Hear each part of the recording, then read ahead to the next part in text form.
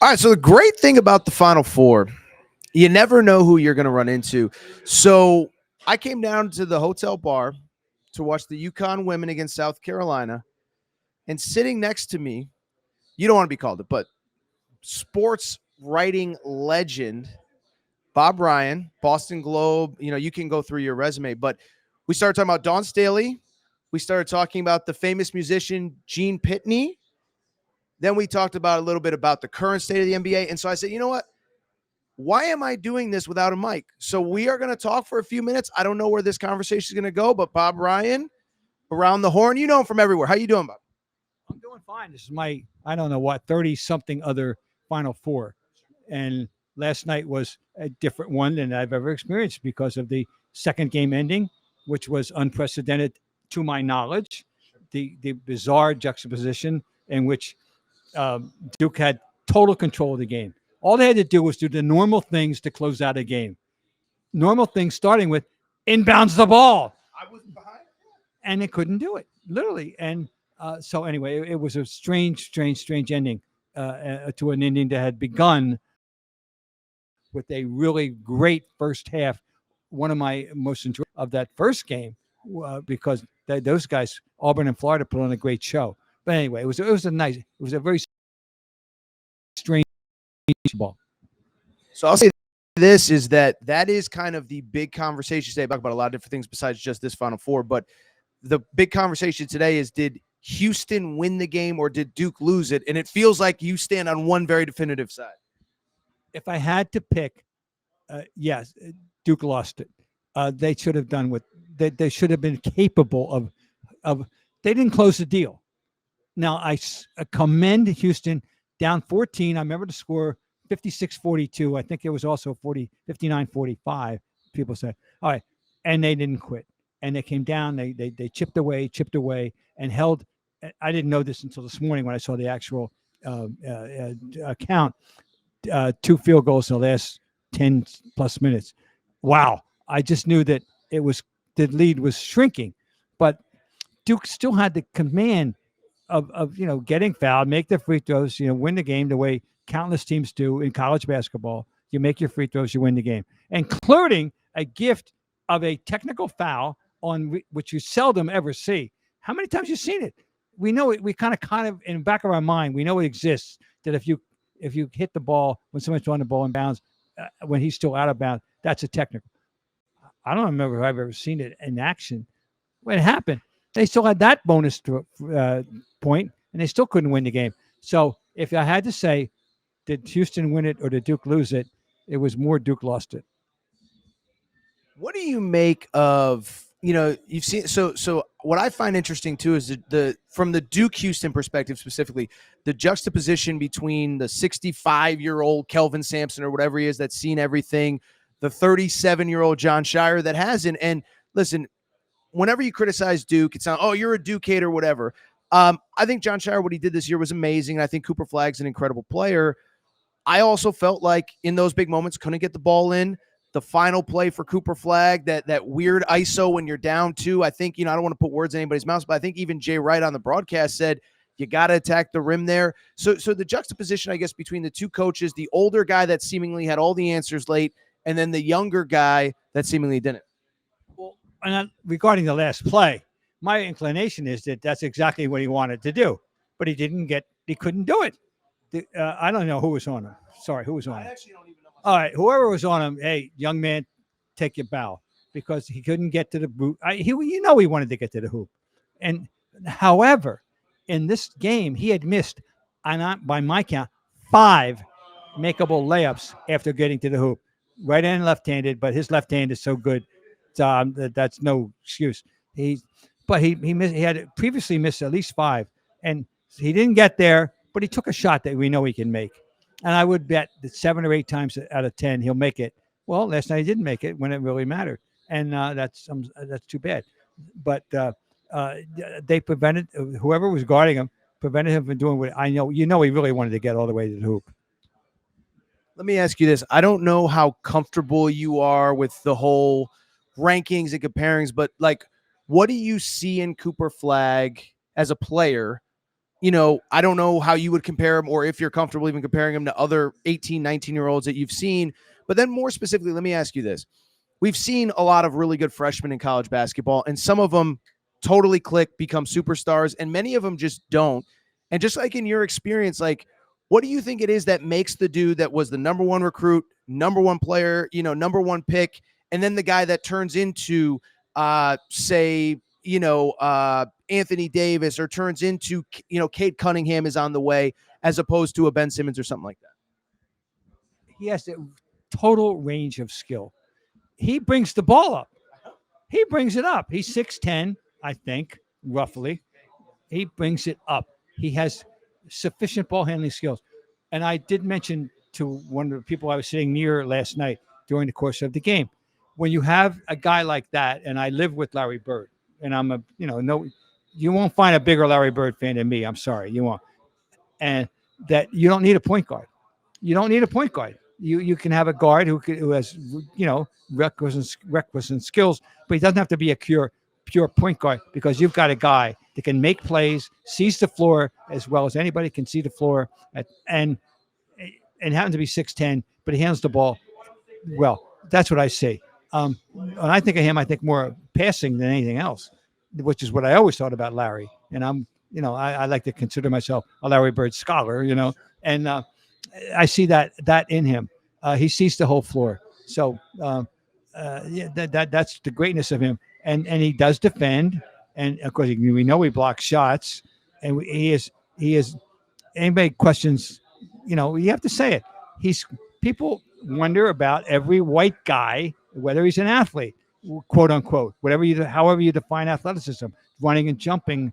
Well, sometimes they leave out hand-eye coordination. Well, in his case, he doesn't have to apologize for any of the running and jumping stuff, particularly the jumping stuff. He's going to be a great NBA player. There's no question. And so that was actually going to be my question, is that it's so easy to make the Larry Bird comparison, because let's call it what it is. White dude. He's from New England, by the way. So I think people want to do that parallel. I'm a little young. I had back brace Larry Bird, so I didn't see, 1979 or 86 Larry Bird. And again, it's a long way to go. Larry Bird was 22, 23 when he entered the league. Cooper Flagg will be 18 years old. But do you see at least similar traits between the two? I see similar traits, and I want to see how it all plays out, because Larry's passing was extraordinary. And here's the thing. He is bringing it up. He is now the modern, young, 18-year-old Luka Doncic type. That's what, because Larry never brought the ball up. That wasn't Larry's thing. Here's the difference, and people have to understand this. They're going to make this comparison for one reason. He's white.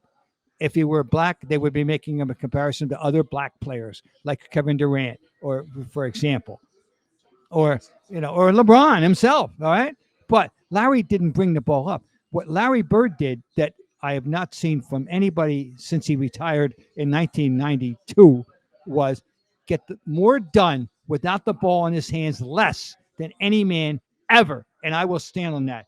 Larry Bird thought two-step. He figured if I get it, what am I going to do with it? Or he just immediately knew how to redirect the pass or to find the open man. He had the ball less. Magic was a guard. He was a point guard. They compared the two. They were great, contemporaries. But Magic was a guard. He brought it up. Doncic has the ball in his hands all the time. LeBron has his hands in the ball all the time.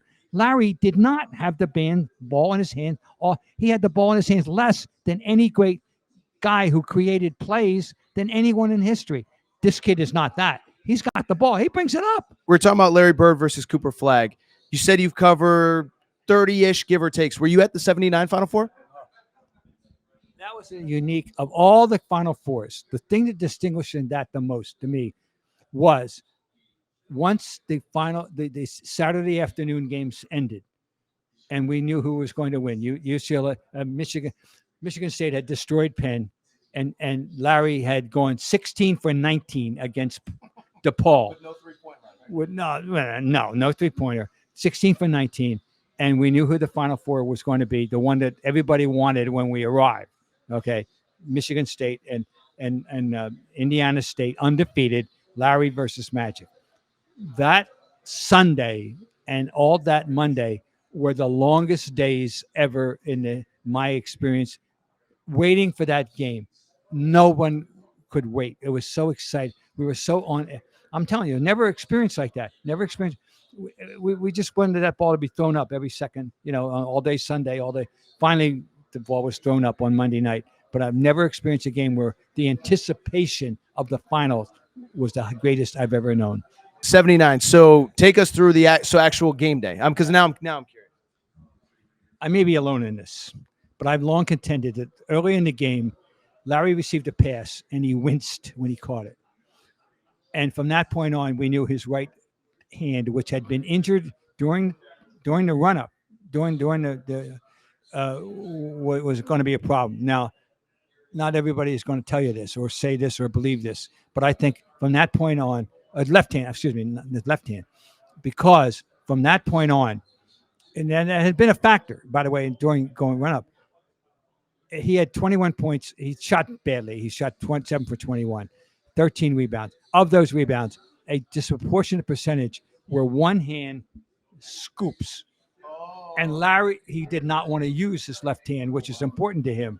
As people who remember his game in Portland as an NBA player with 11 baskets and out of 21 in Portland one night will testify. Anyway, Larry, I bet 8 or 9 of his 13 rebounds were one-hand score. That's not the way he played. Larry was the most orthodox of players, 2 hands on the ball. Larry played that game with an impaired left hand. He won't tell you that. Never. To this moment. If I called him up today, said, Larry, no, he won't admit. He doesn't want to admit that. Too much respect for Magic, too much respect. And he knows they were the better team. If they played 10 times, Michigan State's winning 7 or 8. He'll tell you that. Okay? So, but that's what I remember. He didn't play a good game by his standard. Coming off a phenomenal game, that 16 for 19 semifinal. But I think he re-injured that hand. But it's not. That doesn't mean that I think they would have won. And they missed valuable free throws that could have kept the game within reason. But they missed them. And Michigan State deserved to win. I want to talk about some other NBA stuff with you, but Final Fours, is there any other 1 or 2 best memories of a Final Four? Or you could do 10 if you want. I mean, it seems like there's a lot. Yeah. Well, number 1, by far, 85. Villanova, Georgetown. You have to understand how invincible Georgetown was felt to be at that moment. They were coming off destroying St. John's for the 3rd time that year. And St. John's had a great team with Burry and Mullen, etc. And they were playing at their peak level. Villanova entered the Final Four as a bizarre entrant with 10 losses and had, no one expected when the tournament started. No one saw. I think there was a 6 seed, whatever. I think it was 6 or was it 11? I don't know. All right, they were double-digit seed. Okay, they weren't, and here they are. And so, we get 3 Final Four teams at the Big East, and Villanova beats Memphis. I wasn't a big Memphis fan, fine. But they're not going to beat Georgetown. We're just waiting for the coronation. Well, we know what happened. They shoot 22 for 31, 9 for 10 in the second half. The last game played without a clock. Yes. The last game of all. But it didn't feel that way. If you were there, when you realize they've shot 9 for 10 in the second half, it didn't feel that they were, stalling or anything, but that's what happened. That game, and then, for them to beat Georgetown, and it was, to me, that's my number 1 Final Four memory of all the ones.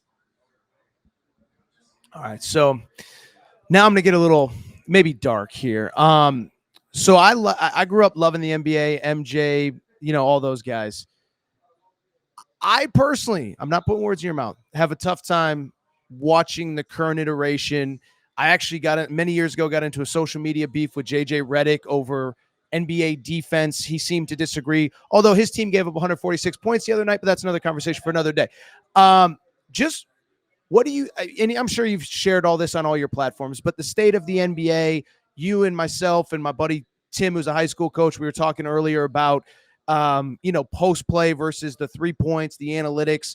Just as somebody who's watched this sport for however many years you have, just where are you at with the state of the current NBA? The game has radically changed to the point where we have to have some kind of imaginary dividing line on the old type of play and the modern type of play because of the what I call the hostile takeover of the 3-point shot. It has completely altered the nature of how they play to play the game. Okay, so that's that. So I lived through everything going back to the '70 Knicks, and who passed the ball and had a beautiful half court offense, and that world, and evolving through the '77 Trailblazers, who were phenomenal half court offensive team, and then we go through the 85-80 up to the 85-86 Celtics and the 86-87 Lakers, who I think were the two best teams of, and by the way, that includes all the Bulls teams, the two best teams of that era. And now we evolve into the 3-point takeover and the Warriors' best teams. Okay, I still believe, honestly, that the 85-86 Celtics would have beaten any of the Warriors teams because they could shoot the three if they had to. And who's going to guard McHale? Not you, Draymond. I got news for you. Who's going to guard Parrish? The Warriors would have been crushed inside by the Celtics if they chose to play that way. And then in addition to the Celtics, Larry Bird once went on just so people know, he once went on a road trip in 85-86 in which he shot, are you ready? Sit down, folks. 25 for 34 on threes. Okay? Yeah, thank you very much. People don't know this. People don't know this. Larry Bird and Danny Ainge led the league in threes one year.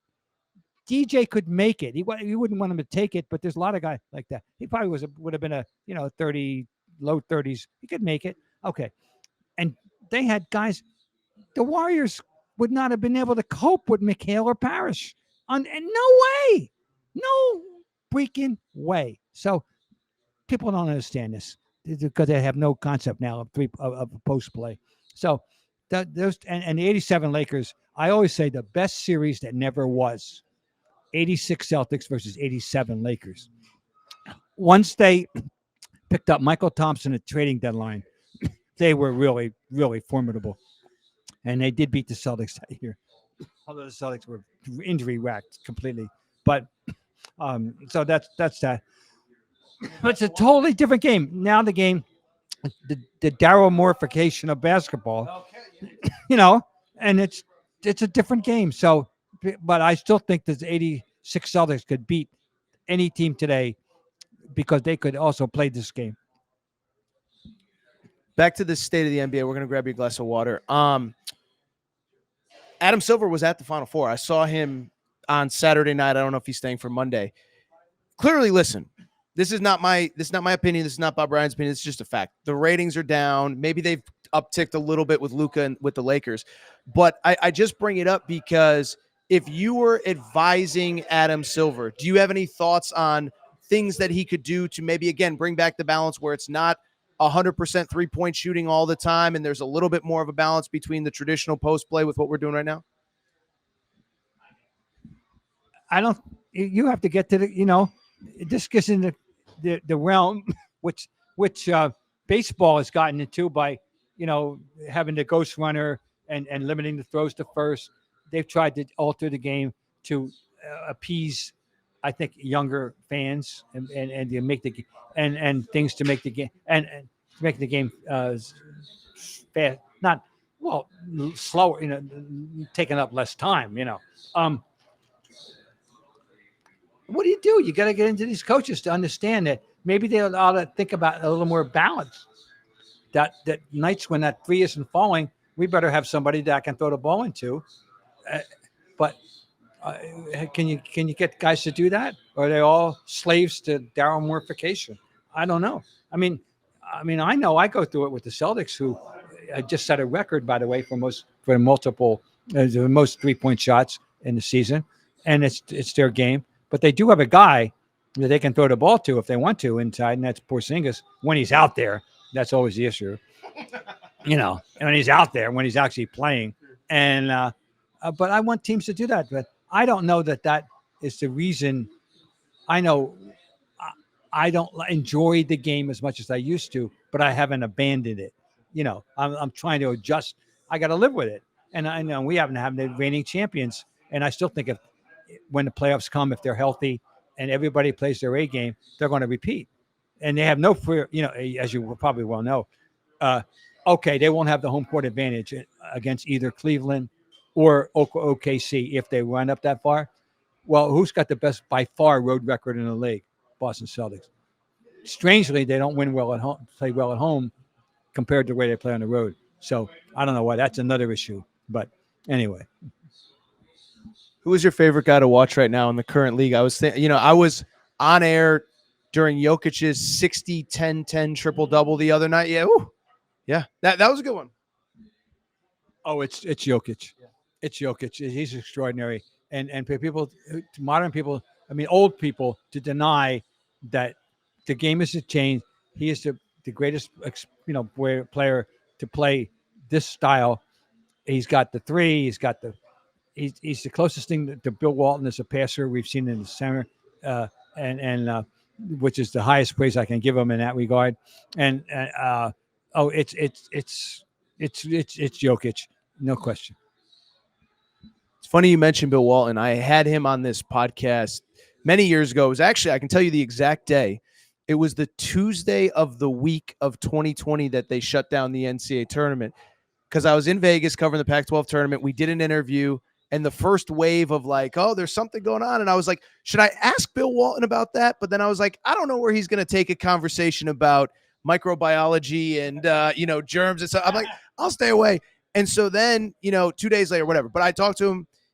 My personal experience, he was as humble and sweet and genuine. And I'm just anything you have on that. One of the pleasures of my life and my career in my life is getting to be a friend of Bill Walton's, and spending time in his house, spending time again. There's nobody. He was sui generis. There's nobody quite like Bill Walton.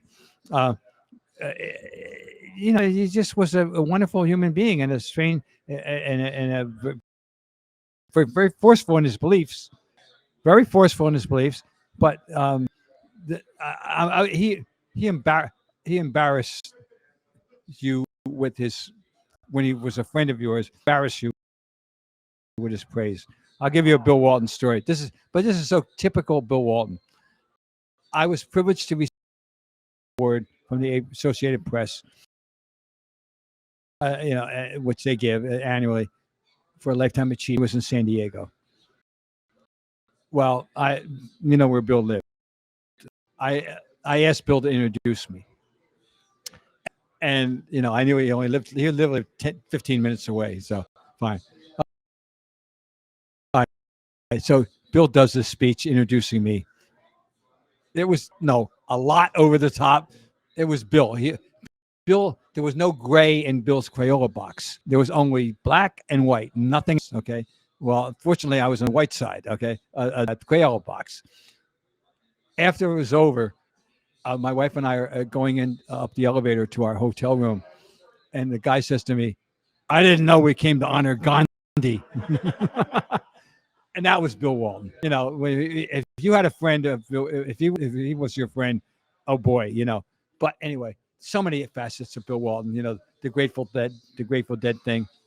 It's extraordinary. He had in his house this incredible collection of legitimate instruments from the Grateful Dead. He saw them. He was at their concert at the pyramids. Yeah, he was there. He was absolutely their number one fan. But anyway, basketball wise, what a purist, how he loved the game, and revered the game and respected the game and. But I used to kid him about his broadcasts and say, Bill, do you mind talking about basketball once in a while? Outside of the NBA, and by the way, I think people know, but you were a newspaper writer for long before you, around the horn and all that. what were some of like the non-obvious? Oh, you know what? I got a football question for you. Bill Belichick, is he going to work as a college football coach? Bill Belichick, at age 72, 3, whatever, has entered into his second childhood. First of all, he's got a girlfriend 50 years his junior, as who he flouts. Where he's like making this a big. Okay, fine. That tells you something about the guy. We knew that there was more to him than the public saw. Bill Belichick, after a Sunday or Monday night game, was a useless. He shouldn't even come out. He was going to be surly. He's going to be that. You knew everyone was going to be three faces of the game, offense, special team, blah, blah, blah. He wasn't going to give you anything. If you hung around Boston, if you were one of us who covered him during the year, you realize that day by day, after Mondays, you've seen the tape, he's got something to say. And then by Friday, Bill Belichick was a raconteur. You could ask him anything as long as it wasn't about who's hurt and blah, blah, blah, But any generic football question, he loved. He's a great, I will say this categorically. No man has ever coached in the entire history of the NFL who knew more about NFL history or knew about the NFL in general than Bill Belichick. And I'm talking about everything from how every position is supposed to function to the history. And I used to kid about Paul Brown was his idol, that he knew more about Paul Brown than Mike Brown does. I mean, I really believe that.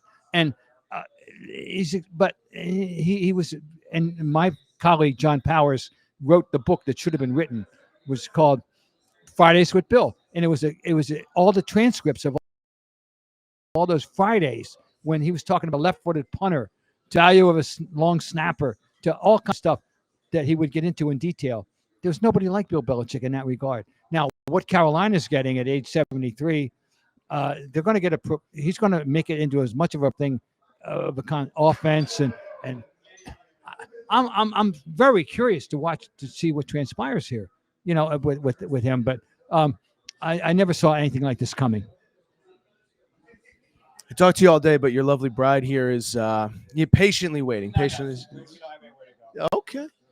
I was going to ask, outside of the main, you clearly covered a lot of stuff. Outside of the main NBA, NFL, Major League Baseball, what's like a surprise event that you enjoy covering that people might not know or have The covered?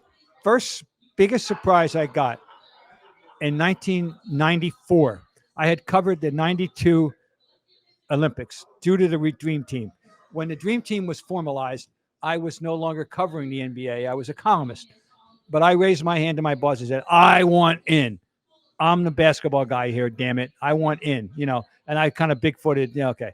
And I got in, and I got to go to the Olympics. And my primary assignments were men's, women, and basketball, and men and women. I covered the entire women through that tournament too, okay? So that was my primary. But I got to Barcelona. I had, I wanted to get the full experience as much as I could of the Olympics. I tried to go to as many events as I could in my spare time, such as it was, blah, blah, blah. And I fell in love with the Olympics. And I went up going to 11 Olympics, 6 summer and 5 winter. But the one that is the answer to your question, the experience that I never had any preparation in my mind for or didn't appreciate was going to happen. My friend John, my colleague and great friend Dan Shaughnessy, was supposed to cover the 1994 Olympics in Lillehammer, but his daughter became ill and he had to stay home. And they lateraled it to me at the 11th hour. It remains, those 3 weeks or 2+ weeks, most extraordinary surprise event. I knew the only sport that I bring any kind of remote expertise to was hockey.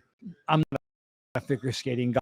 I had never, I had immersed in all these different things. And the number one thing that I did was cross-country skiing. And you talk about cardiovascular, they are among the greatest athletes in the world. And the 50K men's thing it's sick. It's so crazy. Those guys are so good. and and I discovered the relays, the 4x10 relays, and the incredible rivalry that existed that I didn't know between Norway and Italy, and I wound up covering 5 Winter Olympics, and 3 of those 4x10 relays finals. Now, I'm going to tell you, you're going to say, yeah, he's making it up. No, I'm not making it up.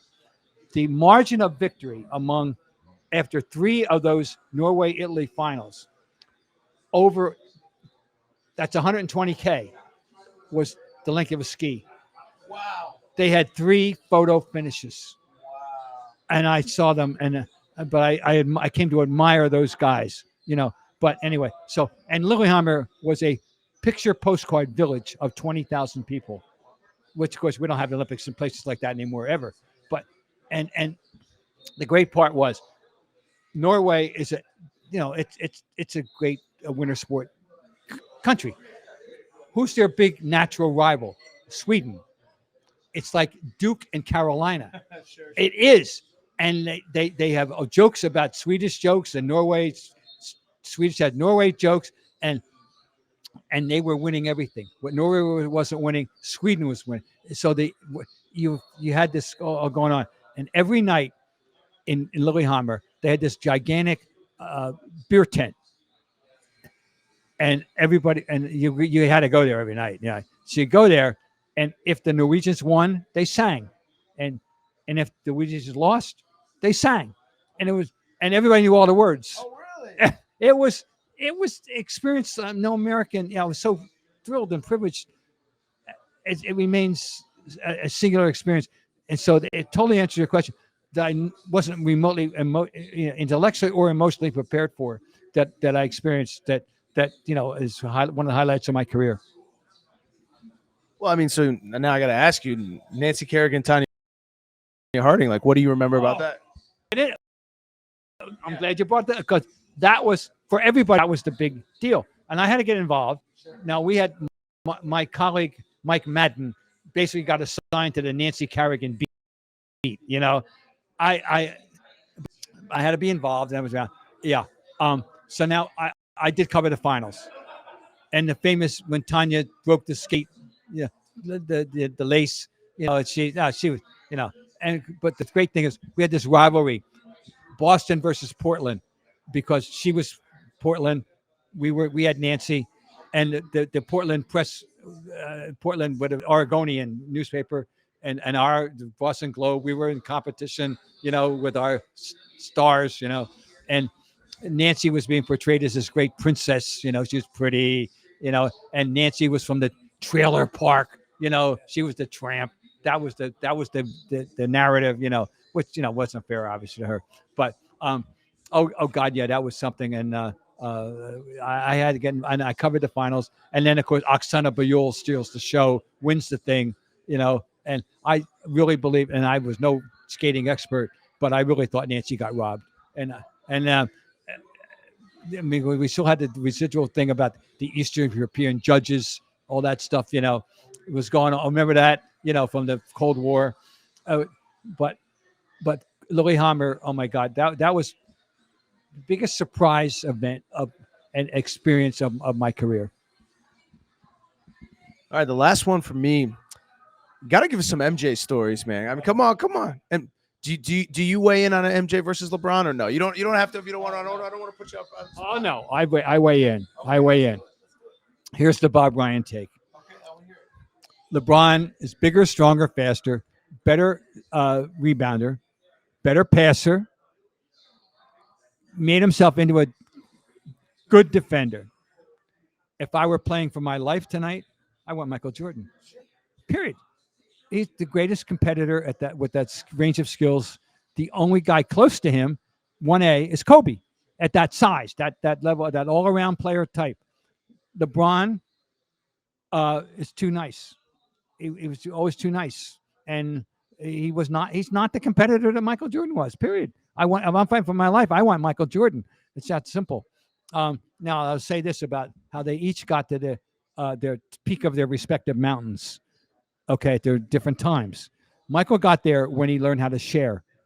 The 92 Michael would never have made passes. The 87 Michael would never have made those passes to John Paxson and Steve Kerr that won championships. That Michael, he had needed to learn how to share. LeBron, who quit against the Celtics in 2010, who shrank against the Mavs and didn't want the ball the way he should have in 2011.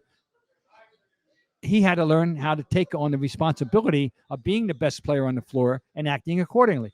Now, I don't know, and I don't know if anyone's ever written about this or something happened after that collapse against the Mavericks. Either he figured it out finally himself, or who got to him, because the championships he would subsequently win in Cleveland and Miami and LA, that's a different LeBron. That's a more assertive, I know who I am, I know what I got to do, LeBron, than the LeBron in Cleveland. I'm sorry. And Miami, okay, that LeBron. So somebody got to him after that collapse against the Mavericks, or he figured it out. But it's an easy answer to me. I got fighting for my life. I want Michael Jordan. I don't know how anybody can say it otherwise.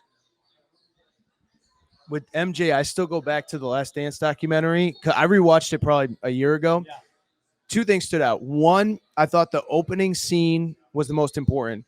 It's a preseason exhibition game in France, and he's playing I'll just say, I don't care, it's my show. He's playing his balls off for not 48 minutes, but he's playing hard for 40 whatever minutes. And it's like, again, we don't have to get into like state of the NBA, but now guys don't even show up for regular season games, whatever. But the other thing that if you rewatch the documentary, every single guy from that era thought they were going to be the guy that brought him down. Charles Barkley, Clyde Drexler, Reggie Miller, Patrick Ewing. Every year there's a new guy. And he just every single time he found a way. But yeah, any other stories on him? Because, people love those MJ stories. So. Well, he met every challenge, as you said. But in context of what you were saying, remember the famous thing with Doug Collins when he was coaching, that Michael got pissed because they didn't keep scoring in the scrimmage. That's all you didn't know. I didn't know that. That's all I have. Oh, no. He was famously pissed off because they didn't keep score. All right. So that tells you who Michael Jordan, really was. No, he was that in that regard, the only guy that approaches him at that level of skill, with that type of skill. I mean, Larry's a different person. That's if Larry doesn't have to, get involved in that discussion. But Michael and Kobe does, and Michael, is the standard for Kobe. And I can see people, but I'd say Kobe's 1A or Michael Light, but I want to put Kobe at that level, but I'll stick with Michael. Only other thing I'd ask, Bob Ryan, you worked in newspapers for years, and I know you part of Around the Horn that unfortunately I don't think is going to be around very much longer. Where are you working now? What are you covering? Just the world has changed so much. It's hard to keep up with everything. I officially retired from full-time duty in 2012. My last official act was to hit the send button on the old gold medal game in the 2012 Olympics in London when the USA retained its title. Since then I have had three things going on in different levels of activity. I've been still writing for the Boston Globe periodically. It started out 30 to 40 times a year. It went down to twice a week, and now it's down to once a month. All right, but that's where I am with the Globe. That's about the Globe finances. That's all right. That's about the state of the newspaper industry. But I'm still writing. As we speak, I'm in this particular day. Okay. Around the Horn, ESPN. I started with that show as an original member. I started with Around the Horn in 1989 with sports reporters, and then I was a 15-year fill-in for for Tony and Mike on PTI, and Around the Horn, which came on the air in 2002, and which will end on May 23rd of this year. And I have podcasts. I do 2 podcasts for in Boston a week. I do one when Jeff's available. Jeff, this is a tough business. No, because right now he's busy. But yeah, one with Jeff Goodman and Gary Tangway, and one with Gary and myself. So I still have those podcasts. That's what I do. By the way, we met Hoops Weiss in the hotel lobby, so he's the best. He's been around for he's been covering college. He said 52nd Final Four for him, but I'll tell you what, you got a beautiful bride to get back to. Yeah, how long did this go for? It feels like it flew by. 42 minutes. So thank you so much for the time. Yeah, I don't really have much else to add. Oh, you're welcome. It was fun. It was fun. Let's just say the Final Four. It's been I used to always say it was my final favorite event. You know, and even though I covered the NBA and I was associated with covering the Celtics and the NBA, but I'm a college basketball fan at heart. Go back as far I started following college basketball in 1952. Believe it or not, when my father became the assistant athletic director at Villanova, and I was introduced to the Palestra, which is still my favorite venue for college basketball. I know it's not the same as it was. I know, but that's near and dear to my heart is the Philadelphia Penn Palestra. I love the Final Four, and we could have a long discussion about the state of affairs and the NIL and the portal and the whole thing. 1,000 guys in the portal right now or more. Blah blah. I'm an enabler. I still love the product. I love the games last night. Every fan of college basketball has to make his or her adjustment to the new reality. If you can make it, okay. If you can't, I understand. I mean, it's painful. It is. It's awful. For your students and no, it's not. It's gone. We know what the world we knew is gone. Do you still want to honor the new one? I'm hanging in. How long I'm hanging in, I don't know. But right now, I'm hanging in.